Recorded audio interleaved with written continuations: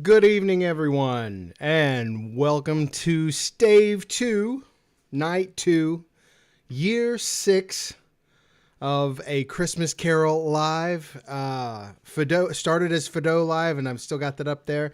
But, it's just me and you and Charles Dickens and festivities. I decided to put Stave 2 up here so I could gesture to it like a weatherman.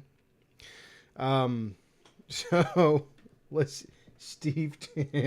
Hold on. Okay. Wait a minute. So I figured out how I've got my chat here from OBS. So I can completely minimize my control studio, and I can bring this chat right to the center, and it's not nearly as confusing as last week. Cause I've got a little monitor over here, and I can put the chat full screen over here, but then I've got to do all this looking back and forth. Nobody likes that. Not me, not you. But yeah, one last thing. 1 second. Hold on.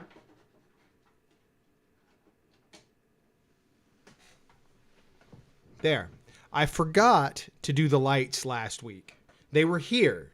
They just weren't on. So, also, we have the little addition of Mr. Festive Christmas Cactus back here. He's new. Anyway, welcome everybody, as I said, to Night 2, Stave 2. Oh, I can also dock the chat right there. This is great. Okay. Year 6. And, okay, who we got? So now we've got, hello, Kyle. Welcome back. I know you were here last week. Welcome back. We have Spoopy Brew has made it over. I guess you guys ended up... did the crabs kill you, or did you kill the crabs? I gotta know. And also we have, it looks like Dynamic Muffins has made it. So now we've got some cross promotion going on. So a little bit before this tonight, I was over watching Spoopy Brew and his wife Spoopy Percolator. Perk for short now, I guess. Which we're watching them play Tormented Souls, and so we brought with us one of the muffins, Dynamic, and I forget all of there's several muffins, family of muffins, and have now arrived. Perk is here too, so we've got okay. So you killed the crabs and the daddy long legs. So. We have, by the way, Spoopy Brew over on Twitch every Thursday night, about 7 o'clock. You guys are playing Tormented Souls 2 right now. We're having a good time over there. Mostly my job is to sit in the chat and say dumb stuff to try to make people laugh. And then to make parents uncomfortable. That's my job. And so, it's been fun. It's been fun. I got to get tickets for these. Okay. So if you're new, which, by the way, welcome back, Draga. I know you missed last week. You were missed last week. And it's good to see you. Yes, the best as a description of my job. I try to bust up the chat and make parents uncomfortable. Or, I don't even think I make parents uncomfortable. I'm there to make children worry about whether their parents are uncomfortable. I'm not even that bad. Chandler is here, a.k.a. Draga, is here to make me uncomfortable. That's his job. He does in my stream what I do in Spoopy Brew's stream. And I don't... I'm always checking. I'm always like, hey, no. And we got Thomas McClure here. And also Thomas has so for Thomas, we'll do it this way. Thomas has a camera-based YouTube channel that is positively grand. Positively grand. He's reviewing camera gear. He's reviewing accessories. He's doing fancy builds for photography and cinematography and all kinds of cool stuff. Check him out, Thomas. I believe it's just Thomas J. McClure over on YouTube. So plug in all the channels that I know. Tis a pile of nonsense is what And yeah, so yes. So here's the thing. Here's the thing about Thomas's channel is that I go there, watch his videos because, you know, I'm just supportive like that. But he'll pull out this fancy Nikon and it's like got this cool wooden grip and he's talking about it with his cool accent about how cool it is. And he's like, I just love to take pictures with this camera. I roll out of bed and I'm like, I want to go into the woods and take pictures with this camera. I want to carry it all the time and look how cool it is. And I'm like, I really want that camera. And he's like, and it's just $1,800. And you're like, well, you want one really bad. You want one really bad though, the way he talks about it. So, yes, this is the Nikon. Oh, yeah. And so he's like, oh, it's no problem. You could just have it for $1,800. It's no problem. It's absolutely grand, he'll say. And then you'll be like, I agree. It's grand. I need it. And, so anyway, I had to get on to clarify. John does indeed make my parents uncomfortable, or at least I just think so. I don't think they're as uncomfortable as it's a thing about parents, right? They're not as uncomfortable as you think they are, but you're uncomfortable thinking about how uncomfortable they probably are. It's grand for 1.8 grand. It's totally. And it's a gorgeous camera and I love it. And I want to be a photographer just to justify it, but I'm not.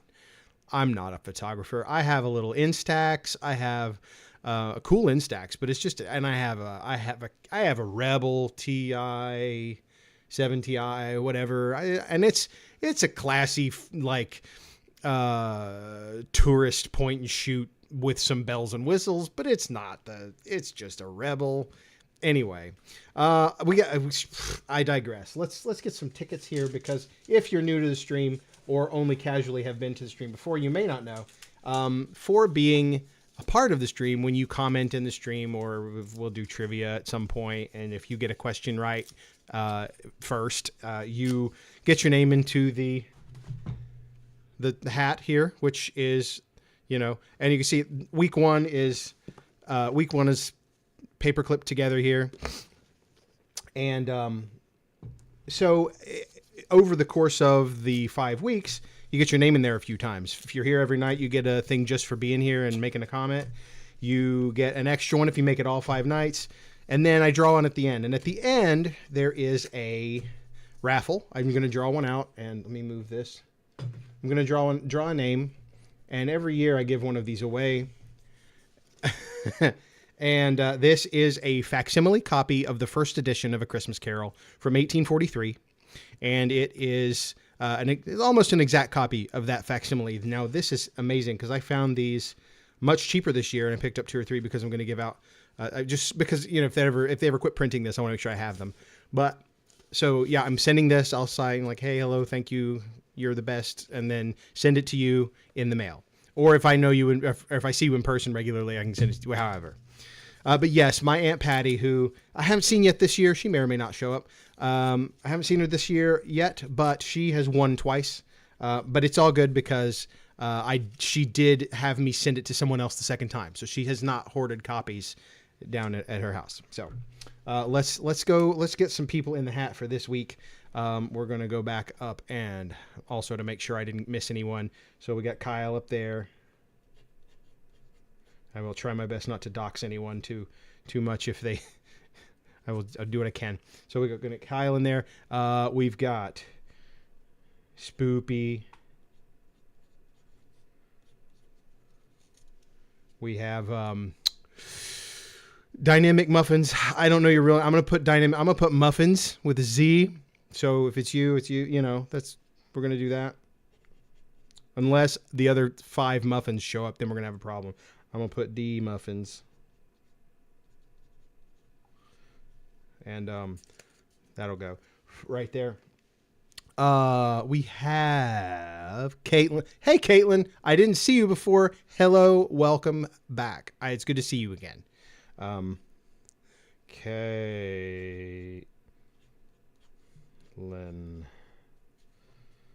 Okay. Hold on. I better put a identifier in case we get another Caitlin. Of course, Caitlin is one of those names where every Caitlin is spelled differently somehow. Like there's not a single Caitlin spelled the same way. It's crazy. It's wild. Okay, we've got the Ramses.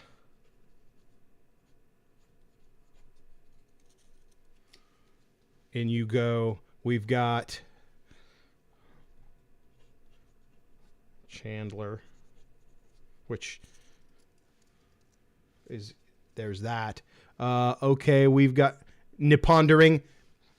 Welcome back. We're just going to write part of your actual name, but not say it. I think we said it last year. I try to be careful, but I'm a bit terrible at this. Okay, Spoopy Brews, Booby Brews, Boopy Brews. That's my job. Thomas.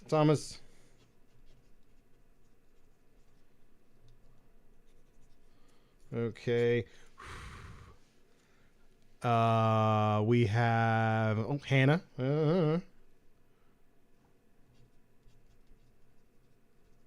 got a lot of folks tonight. A lot of folks. I don't know how many we're maxing out at. I'll have to look in the control room, but we got quite a few folks here tonight.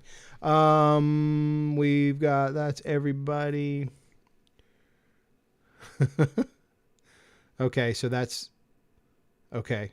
And good to see you too. Totally forgot last week. Yeah, last week it's all right. This is why we do 4 weeks. It's great. Cool. Okay, so I think I have everybody for now. And as usual, we'll go till about 9:30 before we actually start reading. Tonight, let's talk about tonight's festivities. I have in this cup a little bit of vanilla spice eggnog that I picked up. I didn't make it. One of these days I'm going to make some eggnog, but this year it's not in the cards. But I do just for funsies.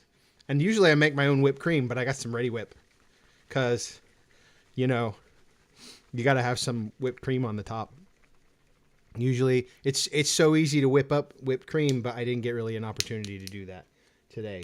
Whoa, that got exciting right there. Okay, so we're going to put a little bit of that in there. I don't know if that's ASMR or just annoying. Yeah. Put that over there. Now, the real key is not the whipped cream. I've never had, it's been a long time since I've had homemade eggnog. Are there other nogs like bacon sausage? You can, full English nog. I shuddered to think what animal parts are in a full English nog. Okay. I will say this, since Thomas is here, when I was visiting his home country, the full Irish or Ulster breakfast is worth the trip. Go find a good one. Knock your socks off, man. Okay. So the real key to top-notch nog is fresh ground nutmeg. I can't really get my camera down here, but trust me, I'm going to grate this nutmeg onto my whipped cream, into my nog. But this is, here, let's see if I can, no, it's really high. It's going to get everywhere. But a little bit of that on top. So the nutmeg on top of your eggnog is less of a flavor and more of an aromatic.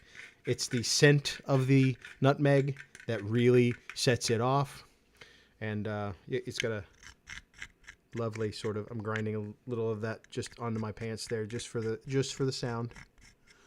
But yeah, top-notch nog would make a good game. Oh, it would.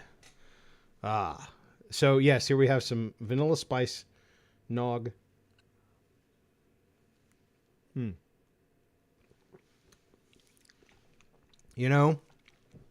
The vanilla spice I've never gotten, but I usually get just the original stuff. And if I get it, and it's the vanilla spice is a little more complex, goes well with the nutmeg aroma. So I recommend that. Yes, top-notch nog would make a good gamer tag. I am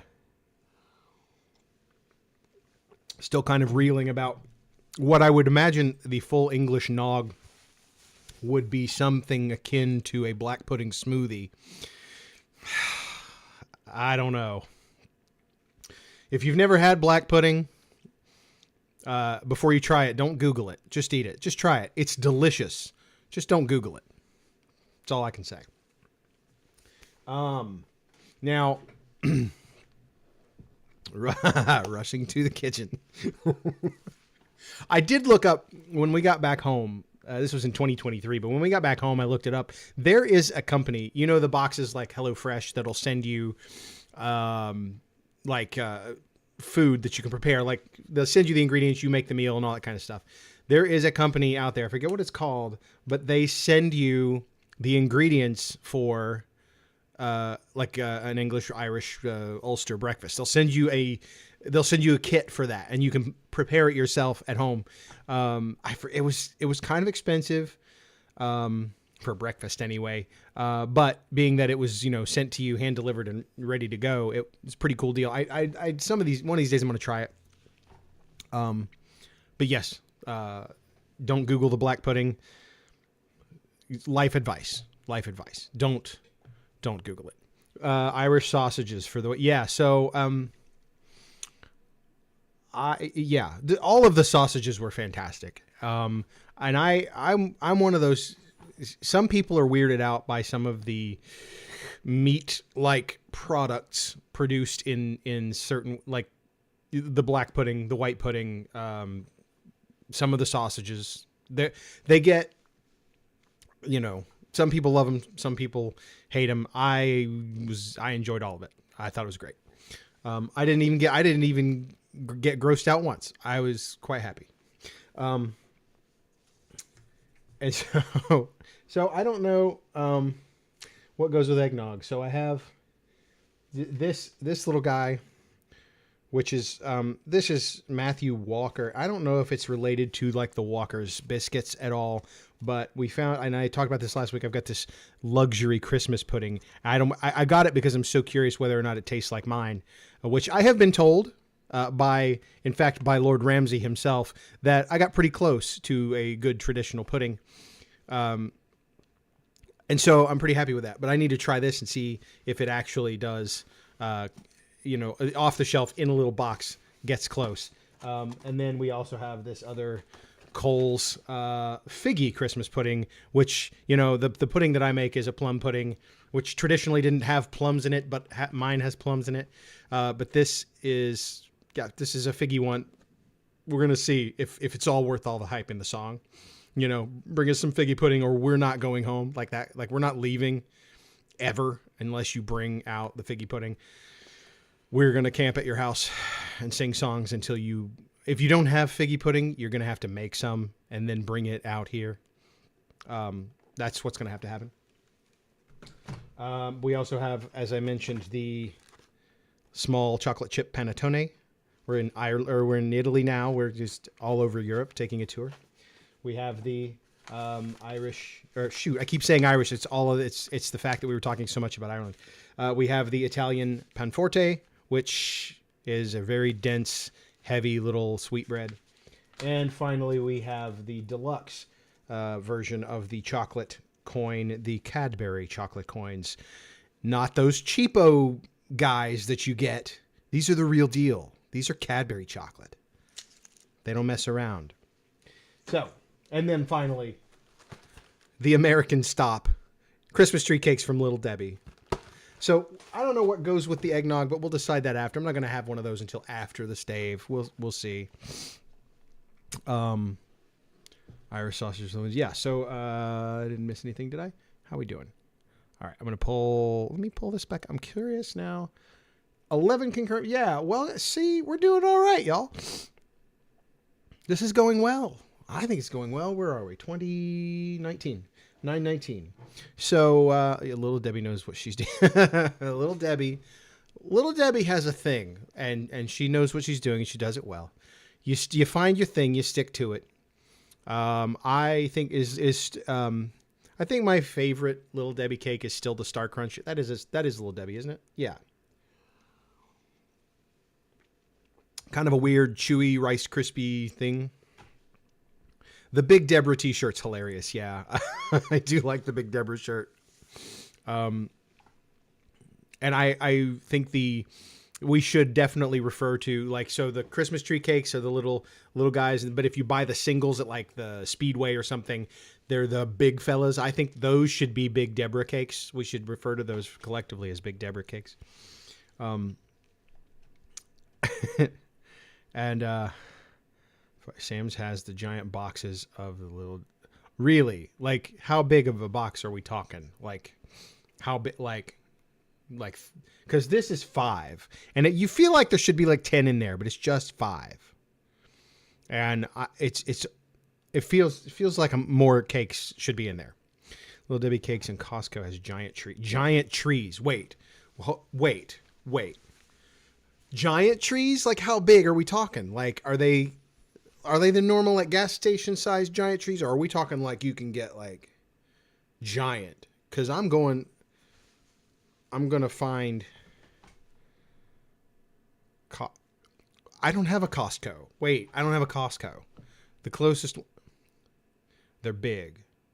Like, compare it to some sort of other item that I would know, like manhole sized, or soccer ball sized, or like hubcap, or what are we talking here? Like,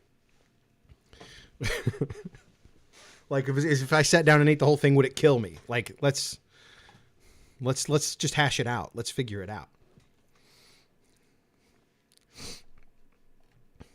I currently on TikTok have some sort of a comment that's going crazy. Every time I open it up, I've got a bajillion, like, I said something that everybody's I don't know what it is. Anyway, bigger than a regular Debbie cake. Cool. I don't want to put you on the spot. I mean, if you have a ruler next time, though, check it out. Just like get like a measuring tape and get some dimensions for us. That's all I ask. Oh, let's see. 22. So, what else is going on? Did I mention the bathroom renovation last week? That happened right around Thanksgiving, which would have been last week. That's coming along quite well. To get a ruler to buy these giant. I'm going to look it up once we're done. I'm definitely going to look it up. So, anyway, bathroom renovations coming along quite well. This past week has been nothing but sanding and pulling up flooring and sanding. Here's what happened. I was having my parents over for Thanksgiving, and the day before that happened, both of the bathrooms in the house just like sprung leaks, like the toilets were broken. It was weird.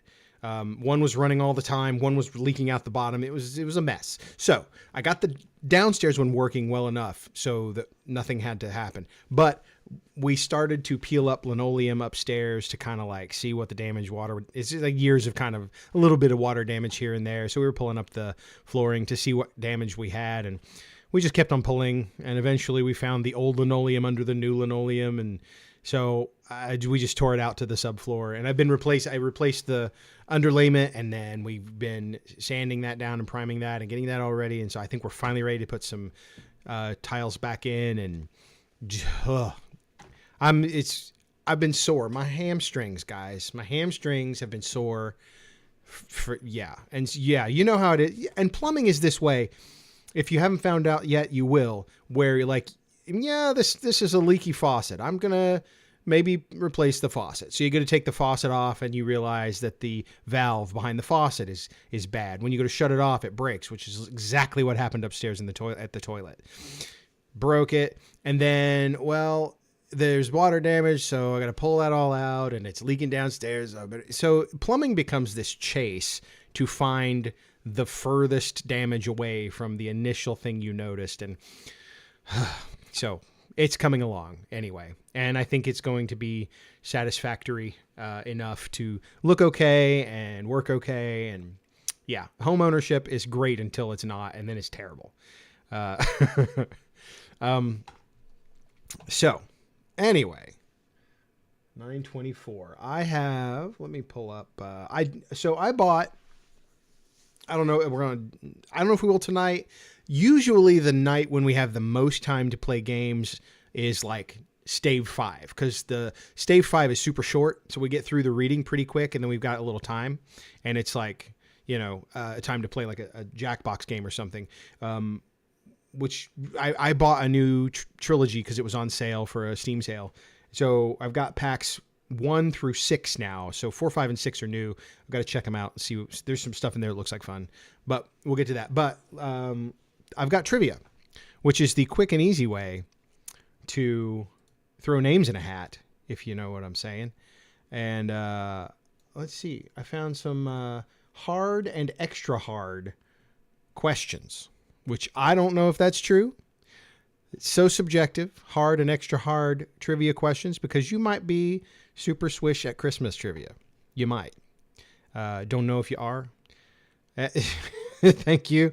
And see, this is where, if my parents were here, they would be super uncomfortable. They wouldn't be uncomfortable. I would be uncomfortable for them. That's how it works. My father would probably chuckle at that. He wouldn't say it, but he'd sure chuckle at it.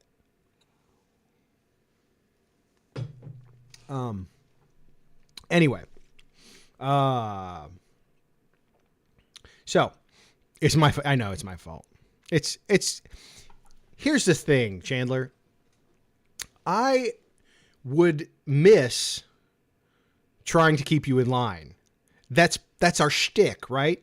We've been doing this for years now. That's our shtick. If you weren't here for me to go like, Chandler, it wouldn't be the stream, right? Like this is how it works. This is the thing.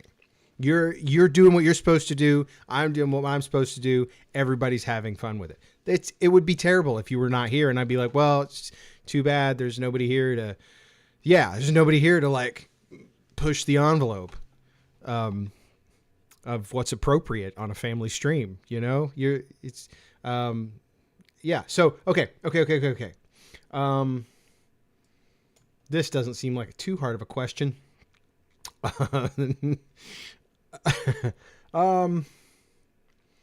Let's see okay. No, these don't seem all right. I'm going straight to the extra hard questions because I can't deal with this. I can't deal with that.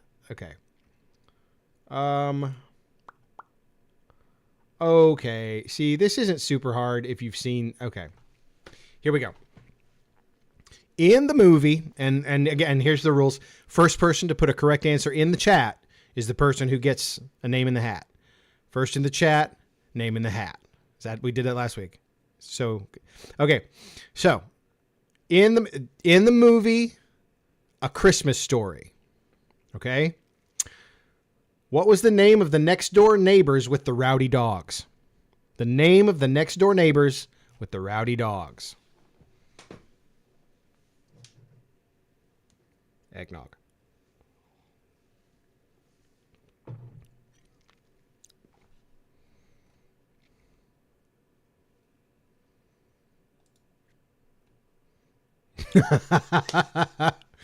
The Burbs is a great movie.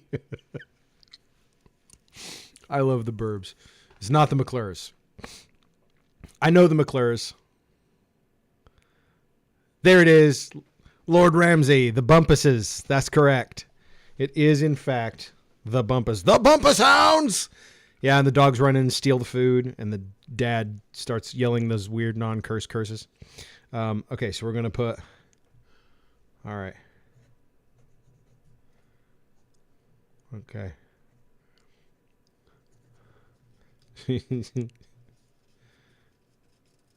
All right. So we're putting... The Christmas Story is a pretty great movie. Kind of a classic, of course, but yeah, so the Burbs, if you've not seen The Burbs, that is one of those fantastic sleeper movies. If you weren't around when it was out, like, you go find it and watch it. It's really funny. But yes, so Ramsay is the victorious party there. Christmas Story. You know, I've not seen it. Is that the thing about the movie? Because I haven't seen that yet, and I bet I would love to see it because, no, that was the sequel. Was that right? Wait, they did a sequel that I saw.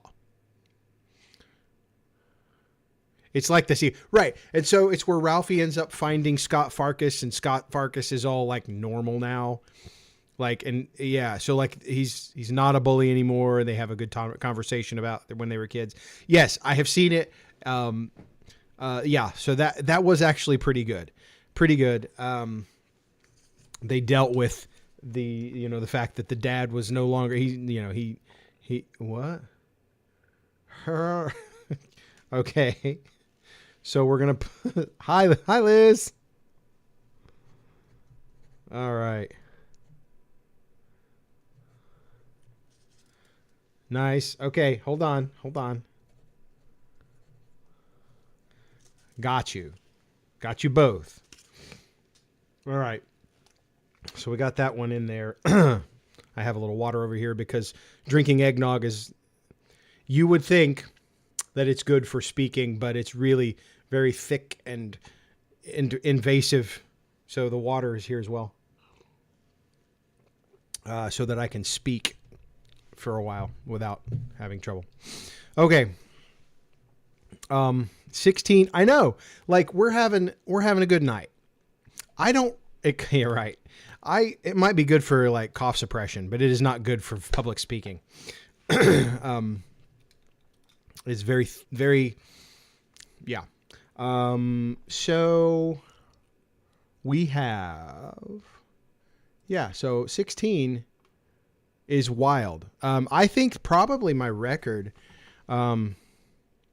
I did some fidget stuff on mine as well. I actually gave a bunch to a friend of mine who does counseling and things like that, for like his office, for people who need to have a fidget to when he's working with them. So I have yet to follow up and see how that's actually going, but it's amazing. Print in place is so amazing. I love being able to print like fidget gears and things like that. One piece, wild stuff. Crypt for Curse of Strahd. Oh, are you running Curse of Strahd? Or are you playing in Curse of Strahd? Classic campaign. Playing? That's awesome. Who's running it? Anyone I know? Is it Brian? Is Brian running it? Who's running it? Tell Brian to get in here.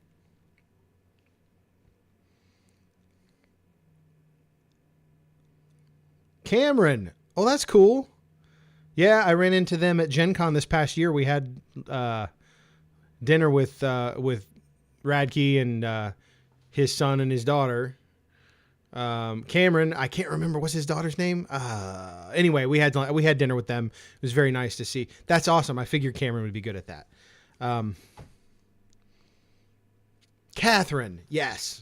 It was great to see him. I hadn't seen him in a long time. Great to see them all, actually.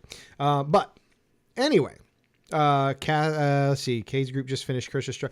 Curse of Strahd is amazing. It's super fun. And it's like great villains. Ravenloft is a great place to play. It's cool. Highly recommend. So I'm putting on my glasses because it makes me look like a more legit narrator. I think Stave 2 looks good up here. I just happened to look at this is all right. You know what I hate though is that this panel here is like color, but my camera and the way I've got things lit just washes everything out. It doesn't matter what I put here. Like these are really nice orange flames in person, but it just washes everything out to white. Yeah. Yeah, fun fact, Zach and I have the same pellet grill. We're going to have to get together and talk shop. I did a 16-pound brisket on it a few months ago, and it turned out really well. It had nice smoke. It did a pretty good job to be a pellet grill. Most people give them a bad, like they're like, oh yeah, it's pellet grill. But no, it performed well. So, okay, so 3D printers are fun. Worth it is the, so, okay. before I start, I'll read after this. But my last comment on the 3D printers is I had a Snapmaker 2.0 for years. And the Snapmaker was fine. It 3D printed okay, but it was also a 3-in-1 where it did laser engraving and CNC.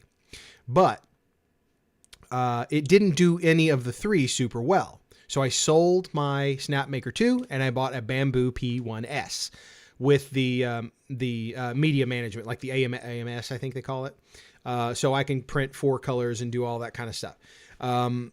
This thing, let me tell you, has performed flawlessly. Like, no setup, no nothing. It auto calibrates, it auto levels before it starts a job. I tell it to print something, it prints something. I have never seen anything like it in my days trying 3D printing. So it has become something where I have actually printed gifts. I've printed some functional things. Like I said, I printed those fidgets for my friend who wanted to try them in his office. And it has been, I printed our Fantasy Football League's trophy, which is just a tiny version of the Lombardi trophy. It's been flawless and amazing. So highly recommend Bamboo. The P1S is great. And I'm sure all of their models are great, but yeah, the Bamboo stuff is super, super usable. Very user-friendly. If you want to get in and get your hands dirty and modify things and play around, you can, but it's got a very polished consumer level interface. Highly recommend it. So I am not, by the way, Bamboo doesn't pay me a thing. This is all just my personal review. So, let's see. I just got a smoker last year for her birthday. Loves it. Yes. Really into everything like making. Yes. Oh, I'm so glad. Cause I know you always were kind of interested in getting into that. That's really great. And the smoker, I've enjoyed this new grill, and it'll smoke and it'll grill, it'll do all that kind of stuff.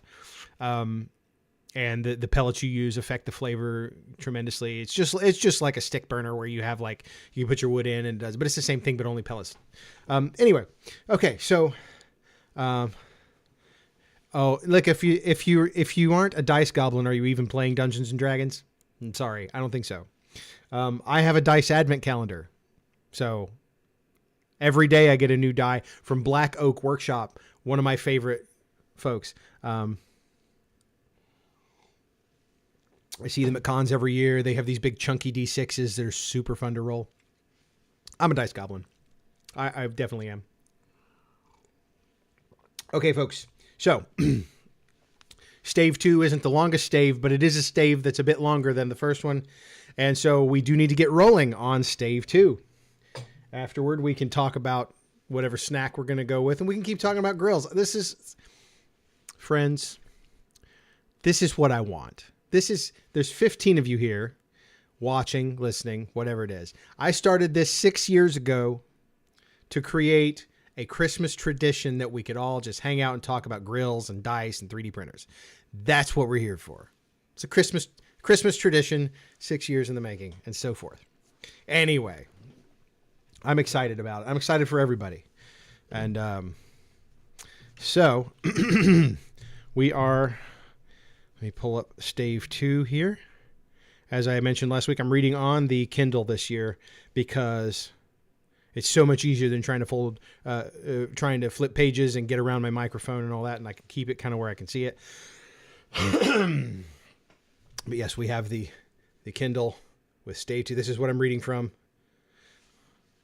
So here's your first. I'll make a habit. See, Thomas, that's what I'm talking about. So, and it's been every year's been fun. I've had a good time. I hope everybody else has too. But by the time night 5 rolls around, it's like, oh, I hate that I have to wait a whole other year. But it's been worth it. I'm really enjoying it, and I'm glad you made it. I'm glad you made it. I'm glad all of our new folks made it, and all of our returning folks. I'm glad everyone's here. I'm just glad everyone's here. Don't make me get misty-eyed. It's going to be okay. Christmas Carol does that to me anyway, so by the time we get to the end, it's a struggle. Anyway. All right, folks. I have my everything ready. And so, let's begin. Let me get one more little drink of water here. I will probably be clearing my throat a number of times. Feels like that kind of night. All right. And so, year 6, Stave 2, night 2. And so, I gotta keep the sort of the semi-Fadó format. As written by Charles Dickens, 1843, A Christmas Carol. Stave 2, the first of the three spirits. When Scrooge awoke, it was so dark that looking out of bed he could scarcely distinguish the transparent window from the opaque walls of his chamber. He was endeavoring to pierce the darkness with his ferret eyes, when the chimes of a neighboring church struck the 4 quarters. So he listened for the hour. To his great astonishment, the heavy bell went on from 6 to 7, and from 7 to 8, and regularly up to 12, then stopped. 12. It was past 2 when he went to bed. The clock was wrong. An icicle must have gotten into the works. 12. He touched the spring of his repeater to correct this most preposterous clock. Its rapid little pulse beat 12 and stopped. "Why, it isn't possible," said Scrooge, "that I have slept through a whole day and far into another night. It isn't possible that anything has happened to the sun, and this is 12 at noon." The idea being an alarming one, he scrambled out of bed and groped his way to the window. He was obliged to rub the frost off with the sleeve of his dressing gown before he could see anything, and could see very little then. All he could make out was that it was still very foggy and extremely cold, and that there was no noise of people running to and fro and making a great stir, as there unquestionably would have been if night had beaten off bright day and taken possession of the world. This was a great relief, because 3 days after sight of this first exchange pay to Mr. Ebenezer Scrooge on his order, and so forth, would have become a mere United States security if there were no days to count by. Scrooge went to bed again and thought it over and over, and could make nothing of it. The more he thought, the more perplexed he was, and the more he endeavored not to think, the more he thought. Marley's ghost bothered him exceedingly. Every time he resolved within himself, after mature inquiry, that it was all a dream, his mind flew back again like a strong spring released to its first position, and presented the same problem to be worked all through. Was it a dream or not? Scrooge lay in this state until the chime had gone 3 quarters more, when he remembered on a sudden that the ghost had warned him of a visitation when the bell tolled 1. He resolved to lie awake until the hour was past, and, considering that he could no more go to sleep than go to heaven, this was perhaps the wisest resolution in his power. The quarter was so long that he was more than once convinced he must have sunk into a doze unconsciously and missed the clock. At length it broke upon his listening ear. "Ding-dong." "A quarter past," said Scrooge, counting. "Ding-dong." "Half-past," said Scrooge. "Ding-dong." "A quarter to it," said Scrooge. "Ding-dong." "The hour itself," said Scrooge triumphantly, "and nothing else." He spoke before the hour bell sounded, which it now did with a deep, dull, hollow, melancholy 1. Light flashed up in the room upon the instant, and the curtains of his bed were drawn. The curtains of his bed were drawn aside, I tell you, by a hand, not the curtains at his feet, nor the curtains at his back, but those to which his face was addressed. The curtains of his bed were drawn aside, and Scrooge, starting up into a half-recumbent attitude, found himself face to face with the unearthly visitor who drew them, as close to it as I am now to you, and I am standing in the spirit at your elbow. It was a strange figure, like a child, yet not so like a child as an old man, viewed through some supernatural medium, which gave him the appearance of having receded from view and being diminished to a child's proportions. Its hair, which hung about its neck and down its back, was white as if with age, and yet the face had not a wrinkle in it, and the tenderest bloom was on the skin. The arms were very long and muscular, the hands the same, as if its holds were of uncommon strength. Its legs and feet, most delicately formed, were, like those upper members, bare. It wore a tunic of the purest white, and round its waist was bound a lustrous belt, the sheen of which was beautiful. It held a branch of fresh green holly in its hand, and in singular contradiction of that wintry emblem, had its dress trimmed with summer flowers. But the strangest thing about it was that from the crown of its head there sprung a bright clear jet of light, by which all this was visible, and which was doubtless the occasion of its using, in its duller moments, a great extinguisher for a cap, which it now held under its arm. Even this, though, when Scrooge looked at it with increasing steadiness, was not its strangest quality, for as its belt sparkled and glittered now one part and now in another, what was light one instant in another time was dark, so the figure itself fluctuated in its distinctness, being now a thing with one arm, now with one leg, now with 20 legs, now a pair of legs without a head, now a head without a body, of which dissolving parts no outline would be visible in the dense gloom wherein they melted away. And in the very wonder of this it would be itself again, distinct and clear as ever. "Are you the spirit, sir, whose coming was foretold to me?" asked Scrooge. "I am." The voice was soft and gentle, singularly low, as if instead of being so close beside him it were at a distance. "Who and what are you?" Scrooge demanded. "I am the ghost of Christmas past." "Long past?" inquired Scrooge, observant of its dwarfish stature. "No, your past." Perhaps Scrooge could not have told anybody why, if anybody could have asked him, but he had a special desire to see the spirit in his cap, and begged him to be covered. "What!" exclaimed the ghost. "Would you so soon put out with worldly hands the light I give? Is it not enough that you are one of those whose passions made this cap, and forced me through whole trains of years to wear it low upon my brow?" Scrooge reverently disclaimed all intention to offend, or any knowledge of having wilfully bonneted the spirit at any period of his life. He then made bold inquire what business brought him there. "Your welfare," said the ghost. Scrooge expressed himself much obliged, but could not help think that a night of unbroken rest would have been more conducive to that end. The spirit must have heard him thinking, for it said immediately, "Your reclamation, then. Take heed." It put out its strong hand as it spoke, and clasped him gently by the arm. "Rise and walk with me." It would have been in vain for Scrooge to plead that the weather, the hour were not adopted to pedestrian purposes, that the bed was warm and the thermometer a long way below freezing, that he was clad but lightly in his slippers, dressing gown, and nightcap, and that he had cold upon him at the time. The grasp, though gentle as a woman's hand, was not to be resisted. He rose, but finding that the spirit made towards the window, clasped his robe in supplication. "I am mortal," Scrooge remonstrated, "and liable to fall.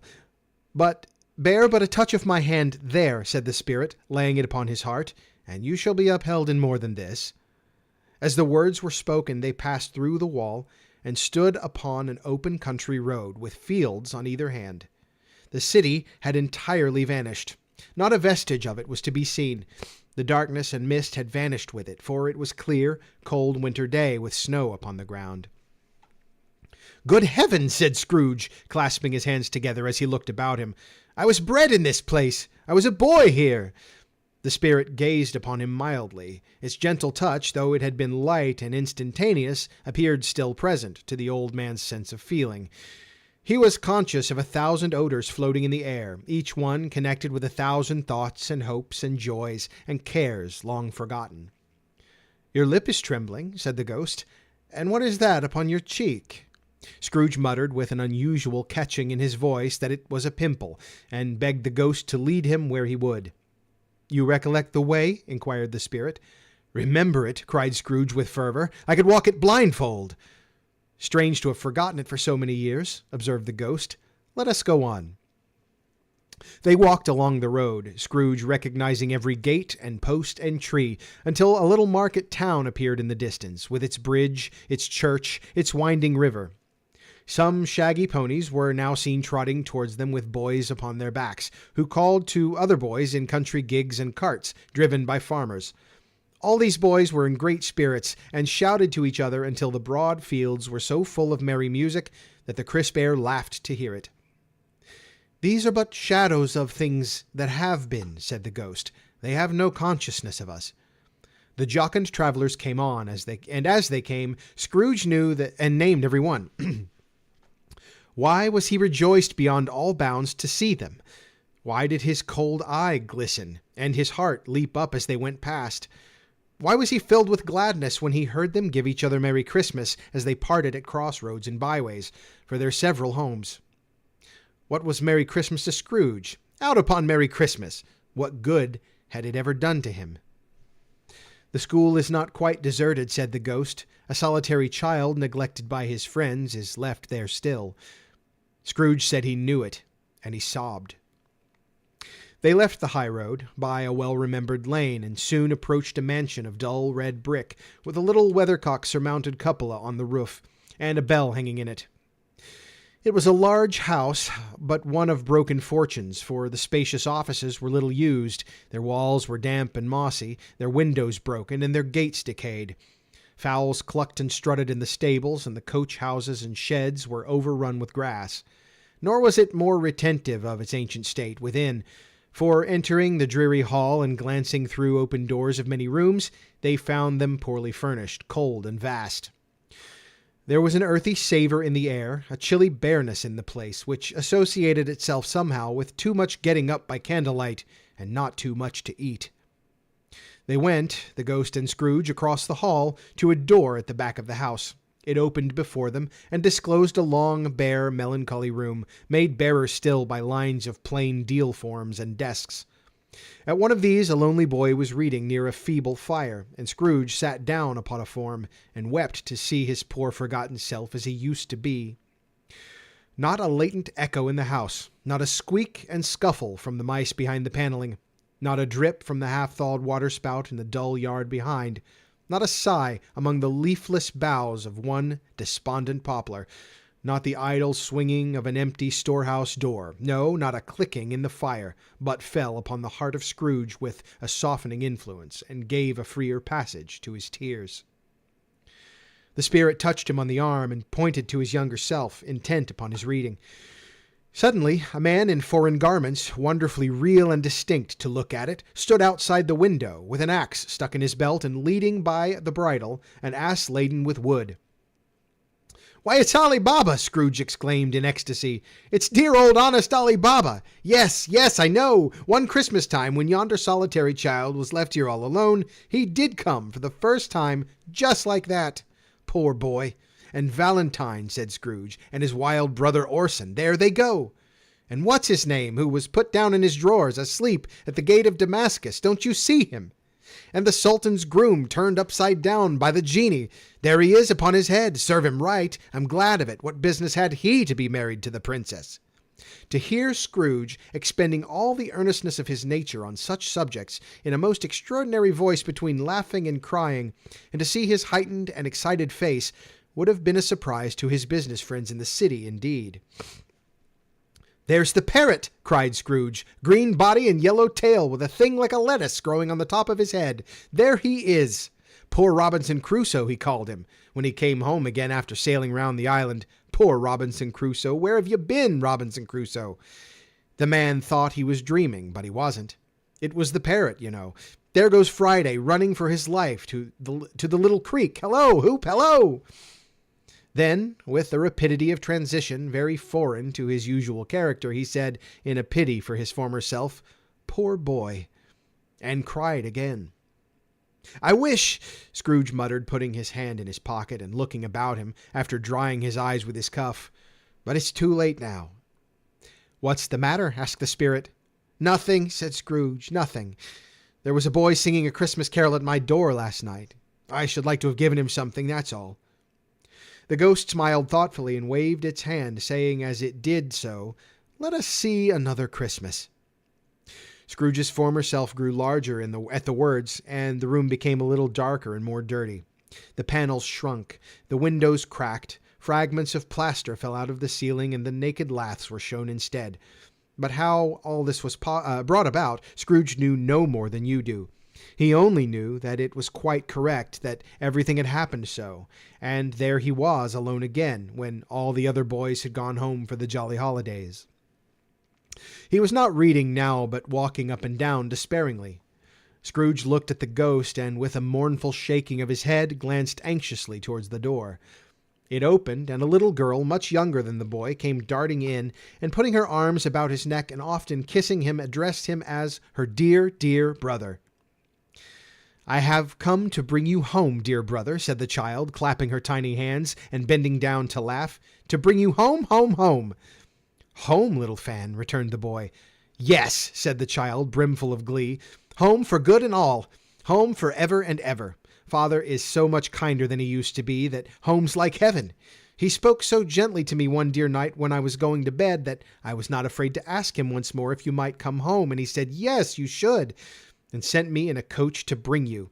And you're to be a man," said the child, opening her eyes, "and are never to come back here. But first we're going to be together all Christmas long, and have the merriest time in all the world."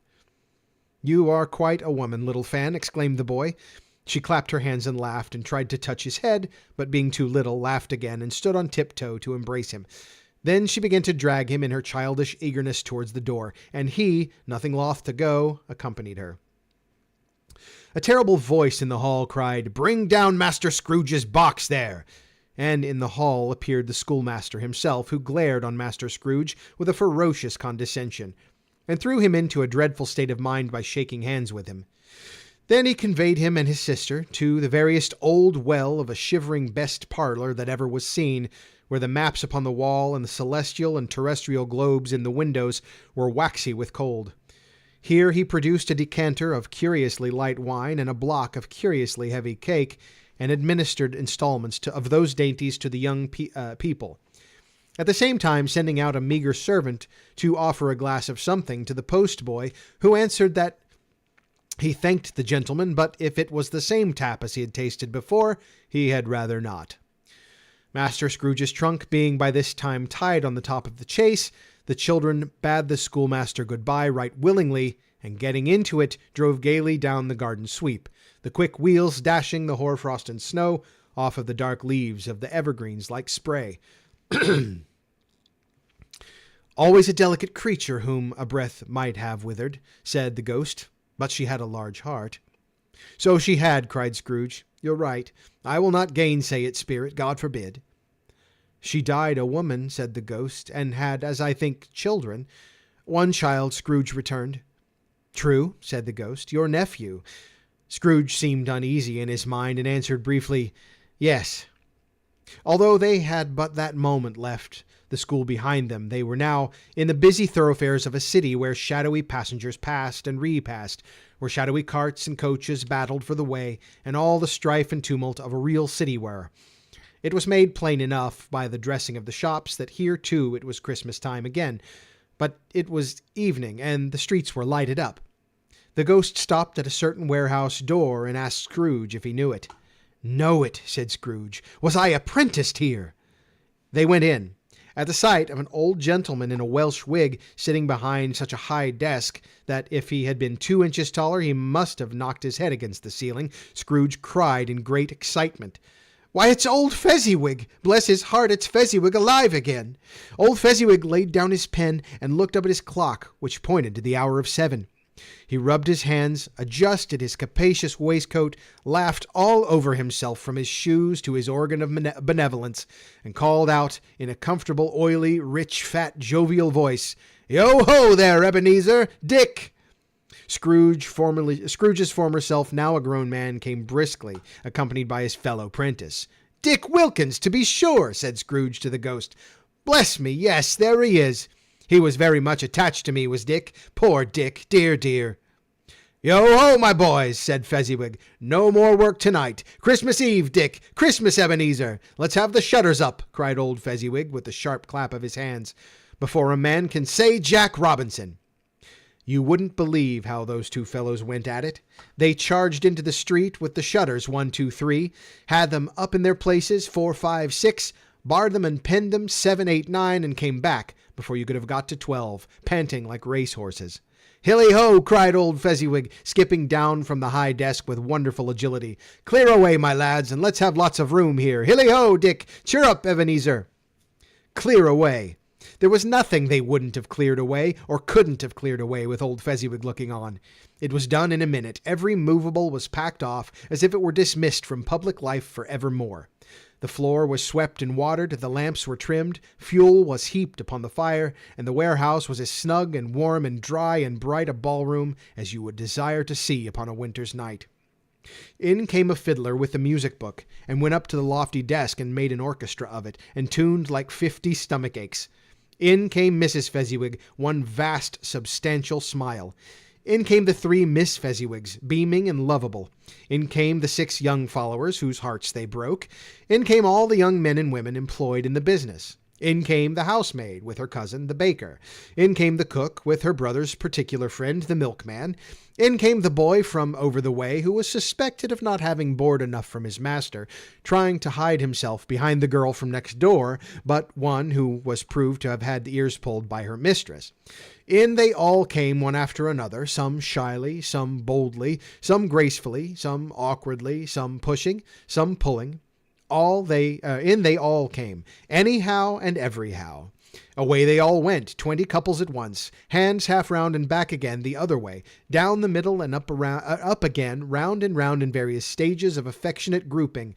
Old top couple always turning up in the wrong place, new top couple starting off again as soon as they got there.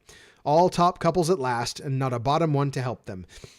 When this result was brought about, old Fezziwig, clapping his hands to stop the dance, cried out, "Well done!" and the fiddler plunged his hot face into a pot of porter, especially provided for that purpose. But scorning rest upon his reappearance, he instantly began again, though there were no dancers yet, as if the other fiddler had been carried home exhausted on a shutter, and he were a brand new man resolved to beat him out of sight or perish. There were more dances, and there were forfeits, there were more dances, and there was cake, and there was negus, and there was a great piece of cold roast, and there was a great piece of cold boiled, and there were mince pies and plenty of beer. But the great effect of the evening came after the roast and boiled, when the fiddler, an artful dog, mind, the sort of man who knew his business better than you or I could have told him, struck up Sir Roger de Coverley. Then old Fezziwig stood out to dance with Mrs. Fezziwig, top couple, too, with a good stiff piece of work cut out for them, 3 or 4 and 20 pair of partners, people who were not to be trifled with, people who would dance and had no notion of walking. But if they had been twice as many, 4 times, old Fezziwig would have been a match for them, and so would Mrs. Fezziwig. As to her, she was worthy to be his partner in every sense of the term. That's not high praise. Tell me higher, and I'll use it. A positive light appeared to issue from Fezziwig's calves. They shone in every part of the dance like moons. You couldn't have predicted at any given time what would have become of them next. And when old Fezziwig and Mrs. Fezziwig had gone all through the dance, advance and retire, both hands to your partner, bow and curtsy, corkscrew, thread the needle, and back again to your place, Fezziwig cut so deftly that he appeared to wink with his legs, and came upon his feet again without a stagger. When the clock struck 7, this domestic ball broke up. Mr. and Mrs. Fezziwig took their stations, one on either side of the door, and shaking hands with every person individually as he or she went out, wished him or her a Merry Christmas. When everybody had retired but the 2 prentices, he did the same to them, and thus the cheerful voices died away, and the lads were left to their beds, which were under a counter in the back shop. During the whole of this time, Scrooge had acted like a man out of his wits. His heart and soul were in the scene with his former self. He corroborated everything, remembered everything, enjoyed everything, and underwent the strangest agitation. It was not until now, when the bright faces of his former self and Dick were turned from him, that he remembered the ghost, and became conscious that it was looking full upon him, while the light upon its head burnt very clear. "A small matter," said the ghost, "to make these silly folks so full of gratitude." "Small," echoed Scrooge. The spirits signed to him to listen to the 2 apprentices, who were pouring out their hearts in praise of Fezziwig, and when he had done so, said, "Why, is it not? He had spent but a few pounds of your mortal money. 3 or 4, perhaps. Is that so much that he deserves this praise?" "It isn't that," said Scrooge, heated by the remark. He's speaking unconsciously like his former, not his latter self. "It isn't that, spirit. He has the power to render us happy or unhappy, to make our service light or burdensome, a pleasure or a toil. Say that his power lies in words and looks, in things so slight and insignificant that it is impossible to add and count them up. What then? The happiness he gives is quite as great as if it cost a fortune. He felt the spirit's glance and stopped. "What is the matter?" asked the ghost. "Nothing in particular," said Scrooge. "Something, I think," the ghost insisted. "No," said Scrooge. "No, I should just like to be able to say a word or two to my clerk just now. That's all." His former self turned down the lamps as he gave utterance to the wish. And soon Scrooge and the ghost again stood side by side in the open air. "My time grows short," observed the spirit. "Quick!" This was not addressed to Scrooge, or anyone whom he could see, but it produced an immediate effect, for again Scrooge saw himself. He was older now, a man in the prime of his life. His face had not the harsh and rigid lines of later years, but it had begun to wear the signs of care and avarice. There was an eager, greedy, restless motion in the eye, which showed the passion that had taken root and where the shadow of the growing tree would fall. He was not alone, but sat by the side of a fair young girl in mourning dress, in whose eyes were tears, which sparkled in the light that shone out from the ghost of Christmas past. "It matters little," she said softly. "To you, very little. Another idol has displaced me, and if I can cheer and comfort you in time to come, as I would have tried to do, if it can cheer and comfort you in time to come as I would have tried to do, I have no just cause to grieve." "What idol has displaced you?" he rejoined. "A golden one." "This is the even-handed dealing of the world," he said.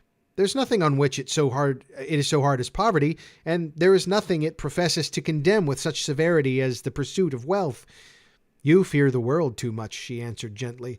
"All your other hopes have merged into the hope of being beyond the chance of its sordid reproach.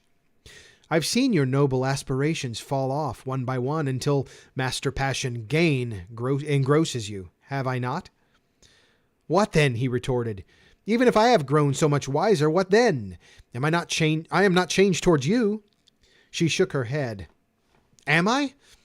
Our contract is an old one. It was made when we were both poor and content to be so until, in good season, we could improve our worldly fortune by our patient industry. You are changed. When it was made, you were another man." "I was a boy," he said impatiently. "Your own feeling tells you that you were not what you are," she returned. "I am. That which promised happiness when we were one in heart is fraught with misery now that we are two. How often and how keenly I have thought of this, I will not say. It is enough that I have thought of it and can release you." "Have I ever sought release?"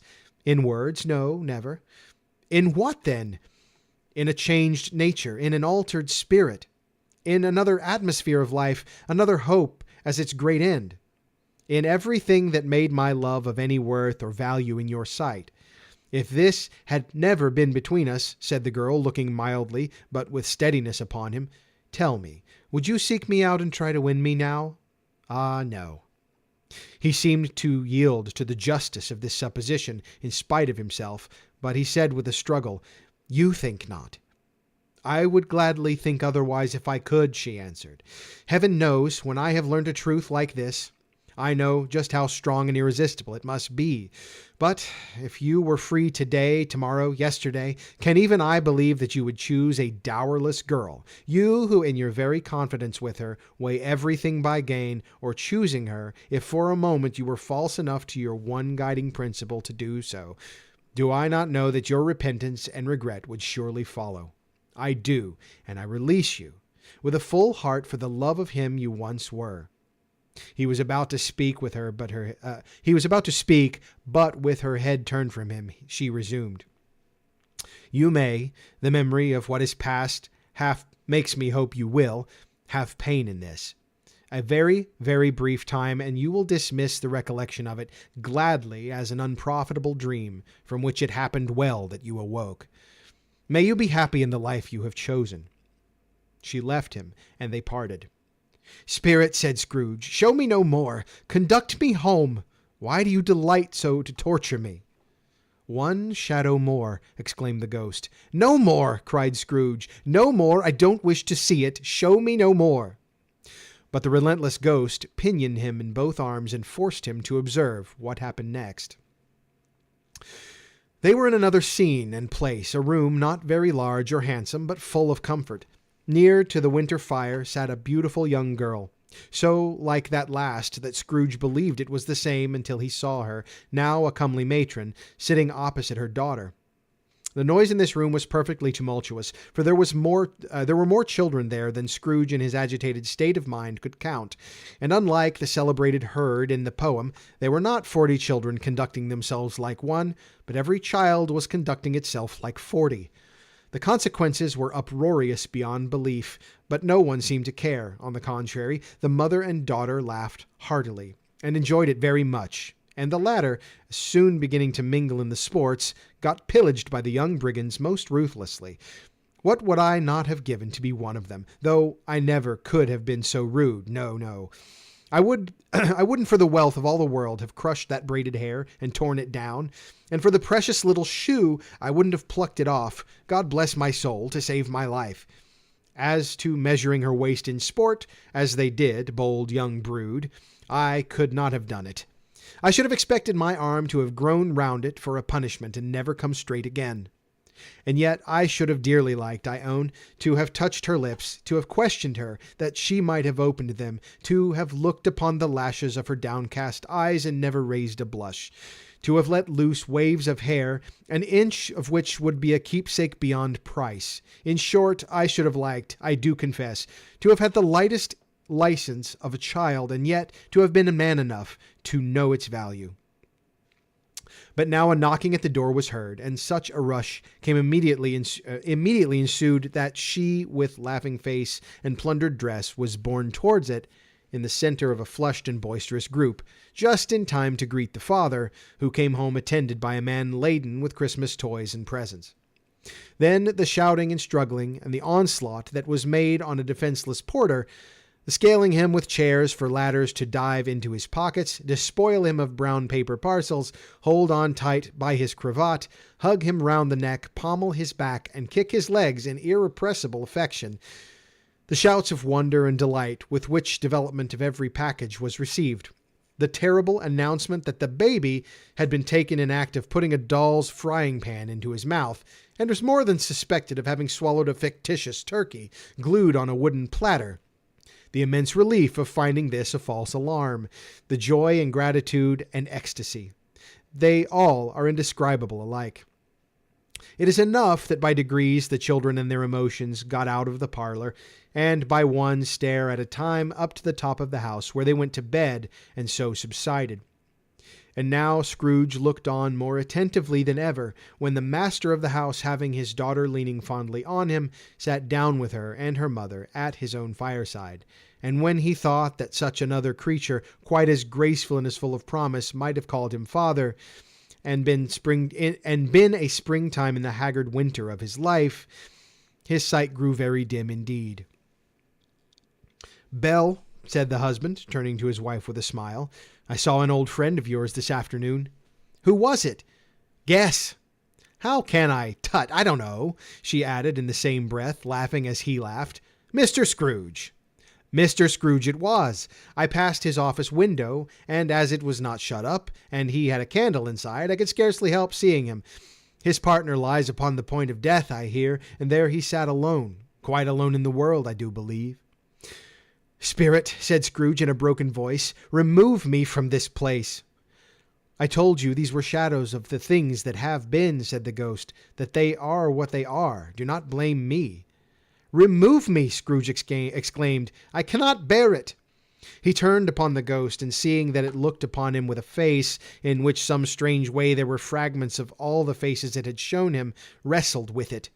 "Leave me! Take me back! Haunt me no longer!"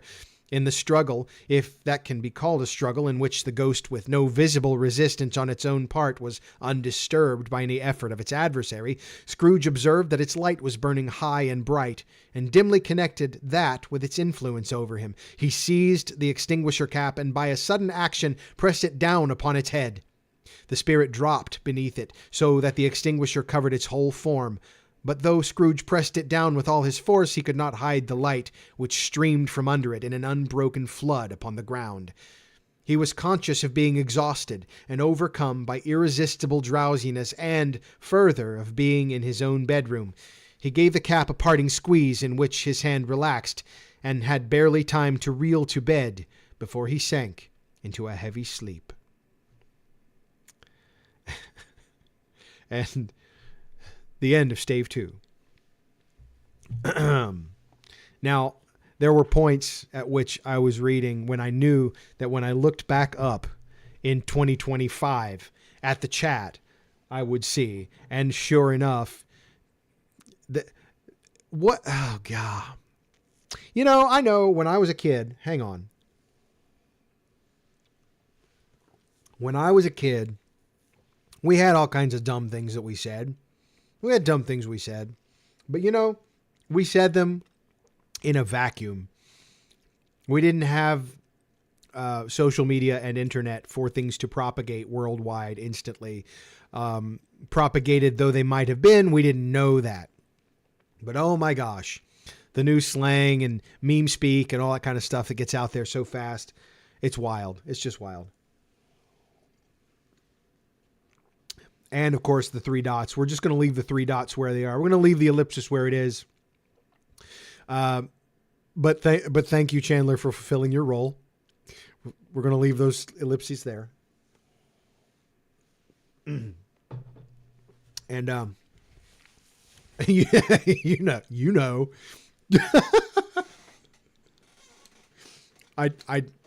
Okay. Yes, it changes weekly. I feel like this 6-7 business has been around for a few weeks though. It's got legs. It's got longevity. Hey, Aunt Patty coming back for win number 3. It's good to see you, Aunt Patty. It is always good to see you. I'm going to put you in here because that's the rules. Everyone, it's my Aunt Patty.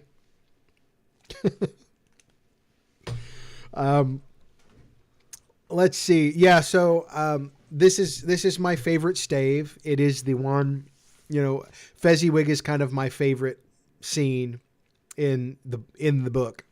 How are we doing? Oh, we're good. And, I love the Fezziwig part. It kind of inspired me to pick up my Christmas, just to step up my Christmas game a little bit. I don't have them on right now, but I have been wearing one red shoe and one green shoe fairly frequently to kind of get in the spirit of things. I'm wearing, of course, my this is my Kringle, my Boston Scally Kringle. Is he who you vibe most? Yeah, in a way. I think, take this stream, for example. I see myself as a facilitator of what I hope becomes a sort of place where people can enjoy themselves. You know, I see in this stream, for that example, I see that in my own personal life.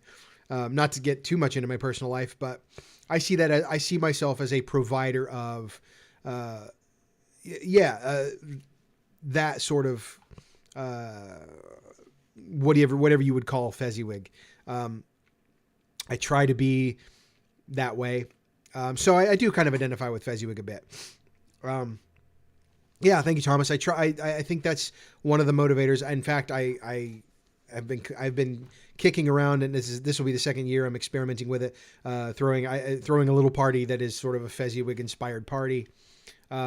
Things like that. I do see. Yeah, I think that's probably where I land in terms of who I see myself as. He's not even. He's just sort of a passing scene, but I think he has a lot of impact on Scrooge and the people that he's around. And he doesn't do it with money. It's like the very scene describes it. He doesn't do it with money. He doesn't do it with a great deal of stuff. He does it with just his attitude and the way he treats people. So yeah, I guess that's kind of who I identify with, who I try to identify with. So yeah, let's see. So we're going back. Did I miss anything? Yeah, 6-7, leaving the ellipsis alone. Hi, Patty. I think we got all that. So yeah, for that reason, Stave 2, Christmas Past, tends to be the one that I like the most. Now in Christmas Present, not to be outdone, Spirit of Christmas Present or the Ghost of Christmas Present, some of the best banquet hall descriptions. Like, that food will make you want dinner. Seriously. I mean, they get into it a little bit at Fezziwig's ball, but let me tell you, the scene with Christmas Present, yeah, it just makes me hungry. And I grew up with the Brian Jakes Redwall books, which, if I was to say he had an influence, the food in the Redwall books is very much that kind of scene. Everything is described. Everything sounds so delicious. The stuff you want to try, and it's, yeah. Anyway, that rivals Christmas Past, but Fezziwig being Fezziwig. Yeah. So, where are we? Let's see. It's 10:20. How are we doing? I'm making sweet potato casserole right now. Yes. Oh my gosh. I had my family over for Thanksgiving. Brother-in-law, sister, dad, stepmom. And I made these potatoes. Sweet potatoes that were wedges, but they were roasted with like a sugar glaze and then hot honey. And they were so good. I love the way they turned out. Let's see. David Copperfield. Fair question. Let's look. Not the Magician. The book. David Copperfield was 1849, which would have been after Christmas Carol. Christmas Carol was 43, I believe. And so, yeah, David Copperfield came later. I don't know. I have never read David Copperfield, honestly. I probably should read more Dickens as much as I like Christmas Carol.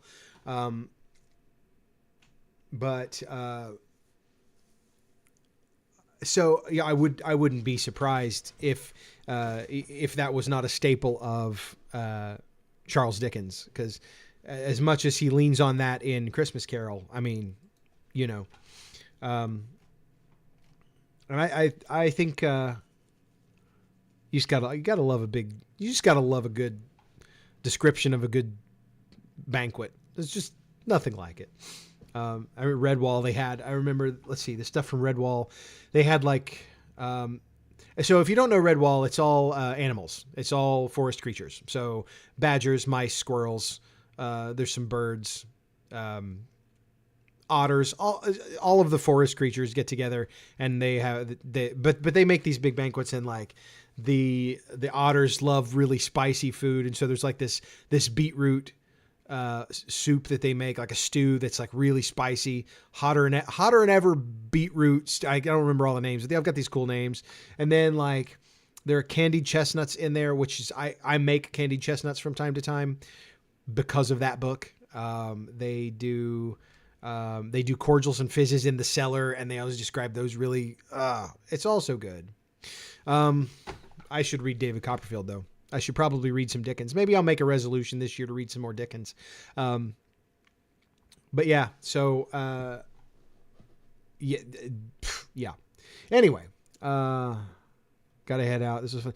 Absolutely, Thomas. Thank you for being here. It was great. We're going to be done here before too long, but yes, I'm so glad you made it. And I hope you come back, and I'll talk to you soon. I'll see you in space or something sometime.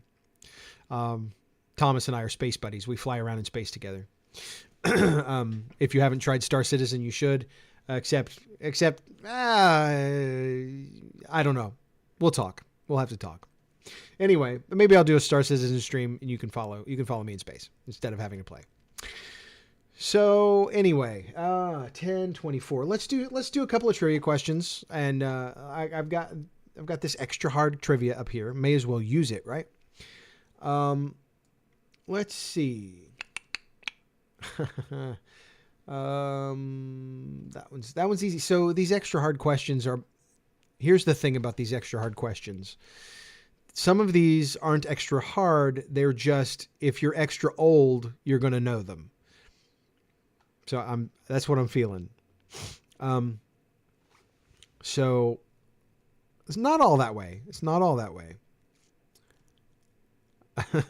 Okay, here's one. This is because I'm kind of a movie guy, and you're all. We'll see. So, 1964.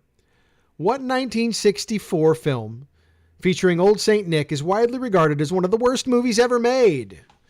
1964 science fiction film featuring Old Saint Nick, widely regarded as one of the worst movies ever made. I beg to differ. It's glorious. That is close. Okay. It's in the spirit of Christmas. I'm going to give it to you. It's Santa Claus Conquers the Martians. But I'm going to give it to you because you clearly know what the movie is. I'm going to give it to you. This is in the spirit of goodwill. Fezziwig would. Yeah, Fezziwig definitely would give it to you. Okay, so we're going to put... I'm telling you, Santa Claus Conquers the Martians is a weird one. It's weird. But worst, I don't know if it's the worst. I've seen worse movies that are way newer than the 60s. I don't know. I wouldn't say it's the worst movie ever. Okay, anyway, let's do another one. What else we got here? Oh, that's interesting. Okay. Yeah. I think Riff Tracks does it. There might actually be an MST3 of it, MST3K of it, or Riff Tracks. It's fun with that. Like if you want to watch it in a new way and you haven't seen the Riff Tracks, it's good. For those of you who don't know, and I think most of you probably will, but Mystery Science Theater was that show. You've probably seen it even if you don't know what it is. It's the show where they've got the guy and the robots making fun of movies on a space station. Classic. It was something I didn't exactly grow up with it. I was in college when I started getting into it heavy. But yeah, Mystery Science Theater 3000 is great for watching old movies. It gets you through them much better. But they also have a site called Riff Tracks, RIFFTRAX.com. And so it's with movies that they do the audio, but they can't get the licensing to actually show the movie. So you buy the audio track and you sync it up with your copy of the movie. And it's like watching it's pretty great. So I definitely recommend that. And I'll tell you one movie that is absolutely fantastic with the Riff Tracks. And that is the original Twilight. Oh my gosh. Hilarious. So just a little bit of advice from your own personal Fezziwig. If he had Riff Tracks, he'd have shown one. Okay, so oh my gosh. No way. Okay, so this isn't even fair, but okay. Here we go. In one oddball tradition, an ornament shaped like what food item is hidden on a Christmas tree? In what oddball tradition is an ornament shaped like what food item is hidden on a Christmas tree? No, not an orange. Yes, Liz. Liz got in there. A pickle. Even though you left the E off, it's still pronounced the same way. Okay, so it is the pickle, and I do it every year. Every year, I hide a pickle in my tree. The first couple of years, and there was a prize for the person who finds it. So that's the thing. You hide the pickle in the tree, and the tree is green, and the pickle's green. You can get it down in there. It's very hard to find.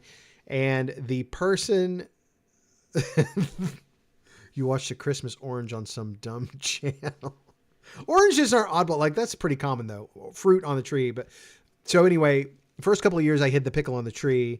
The prize for finding it was like one of those gallon jars of pickles, which I thought was hilarious. We quit doing it though because nobody wants a jar of pickles. I don't know. I feel like it's the way to go. Anyway, that's Liz. We're gonna get. I have to remember because I put your initial on here and I have to keep reminding myself that it's different now. You know what I'm talking about.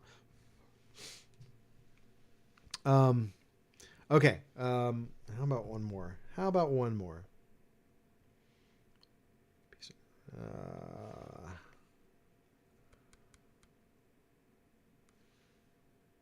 One second. Okay. Here's a little more modern, but I guess this is kind of old now too. All right. Here we go. All right. Where did it go? I lost it. There it is. Okay. According to Buddy the Elf, what are the 4 main food groups? According to Buddy the Elf, what are the 4 main food groups? This is a long answer. Buddy the Elf, 4 main food groups.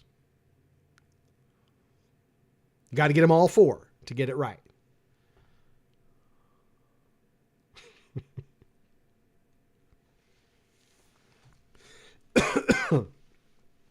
I love my little Christmas cactus. Okay, hold on. Candy canes. Candy corn. That is correct. Liz, you got another one. Candy corn, candy syrup, and candy. Just so close. So close, Chandler, but Liz got you just barely. Got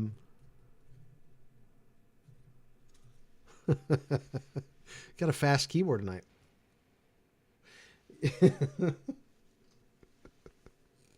Oh my gosh. Okay. Let's see. I think that's about got it, doesn't it? Oh, we didn't even have the snack. We didn't have our snack. I'll tell you what, before we go, let's do that. What are we going with?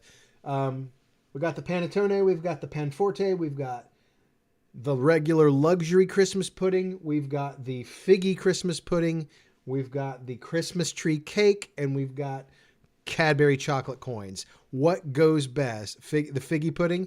We got one vote for figgy. I'm curious about the figgy pudding myself.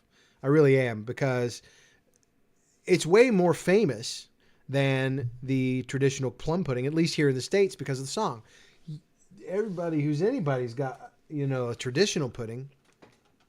But yeah, sure. I'm going to go with that. We've got Cole's figgy pudding. I don't know if this is a good brand. This is what I could find at Jungle Gyms, which if you live around here, get yourself to Jungle Gyms. It's super fun.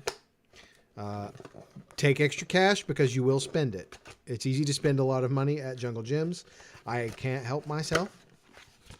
All right, we are opening this figgy pudding. Let me see what we got here on the side. It says, now it does recommend microwaving or steaming or boiling this pudding. However, in the interest of convenience, I don't have a microwave or a steamer. So we're just going to try it cold. I know that's probably not the best. I don't know if we have any sort of biography on here. I do know this is Cole's Pudding, limited station approach. Great Chesterford, Saffron Walden, Essex, made in England. So this is an Essex figgy pudding. We're going to try Cole's Pudding, colespudding.com. Hey, how about that? All right, here we go. Let's see. That's over there. Now, this does have, I've seen things like this before. We've got a cover. Hopefully I can get that off of there. All right. Oh, it's got a very, very lovely aroma. We have just the tiny little bit of wax paper here, which we will remove. I don't know if I can get this out of here without it being steamed. It does look very much like a pudding should look, in my experience. Now, I did bring a plate up here. I don't think I can turn this out on a plate, but we're going to try it. We'll see if it will. It probably needs quite a bit of steaming before it will do so. Yeah. Maybe if we squeeze it a little. Let's just squeeze the edges. Squeeze the edges. Ah, that was the trick. That was the sleaze right there, everybody. Okay. Now, this has, in appearance, it is very similar, if you are familiar with mine. It is very similar in appearance. It's a little lighter. Look, there's nothing appearance-wise that's particularly appetizing about a pudding that I have been able to tell. I have gotten to where I like the look of it because I've had it a few times. But this is a lighter brown, and it's a very dense, very heavy. But we're going to just see if we can encourage a little bit of that off the side. Okay. All right. I will say this about it. The base, very similar, like the dough is very similar to the pudding I know. Okay. I can taste the fig now. There's definitely fig instead of plum. So if you've had a fig Newton, it's very reminiscent of a fig Newton. What it is, it does not taste like the box. It's got a lot of flavor. One of the cool things about pudding, though, is the density of the flavor. So if you are familiar more of like with a fruit cake, that's the kind of thing that like fruit cakes are really dense and sometimes can be a little bit like the flavor isn't all that great. That's the thing. But the thing, these are like a denser, not denser, they got a more interesting flavor than a fruit cake. But they're similar in texture and density. Different kind of flavor. It is very dry. What I was about to say is that this really is in desperate need of either like pudding cream, like some kind of sauce to go on top, which Lord Ramsay introduced me to. But also it's super dry. What it needs is steamed or something, because that's I recommended it. It needs steamed to get that water back into it, but it also needs like rum or brandy poured over it. Preferably lit a flame, but treating it very much like the pudding that I make. Yeah, it just needs that normal treatment that you would give any pudding. Yeah, so it's, let's see. Yeah, I can't really. You can kind of see just that speckled fig in there, but it's super dry. I will have to package this up, and I'll fix it. I'll fix it up. I'll report on it next time, but it needs liquid and heat, because right now it's like hardtack. It's like, it's not hardtack as much. You know what I mean? Right. So,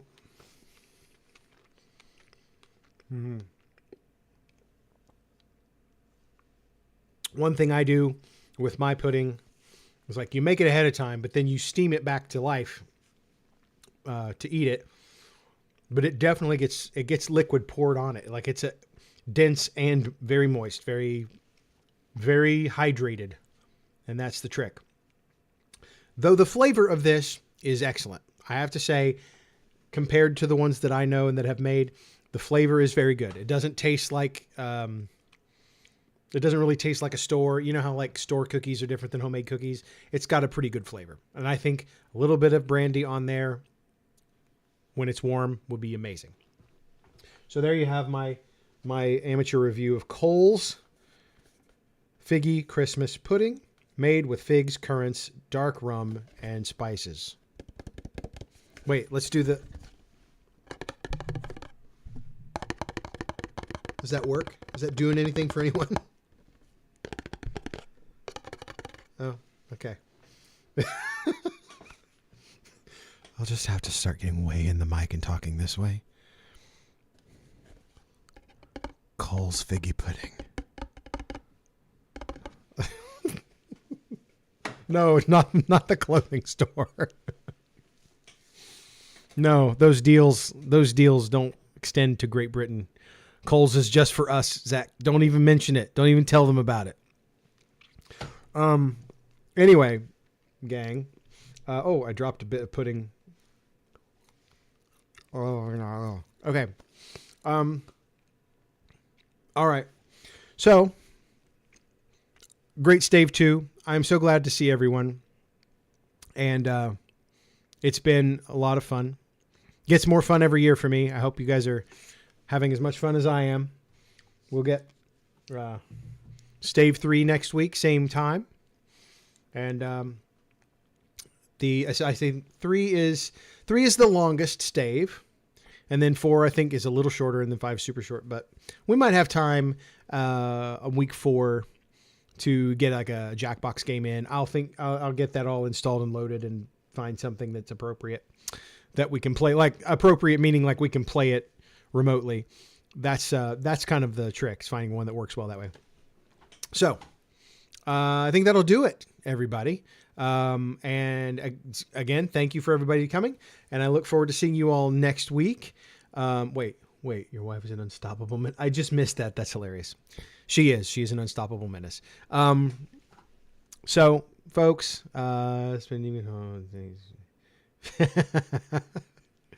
anytime. I am happy to be here, and I'm glad you're glad to be here as well. If this only gets warmer and cozier over the years, that is exactly what I'm hoping for. So thank you, everyone. Let's see. You got to say the thing. That brings us to the end.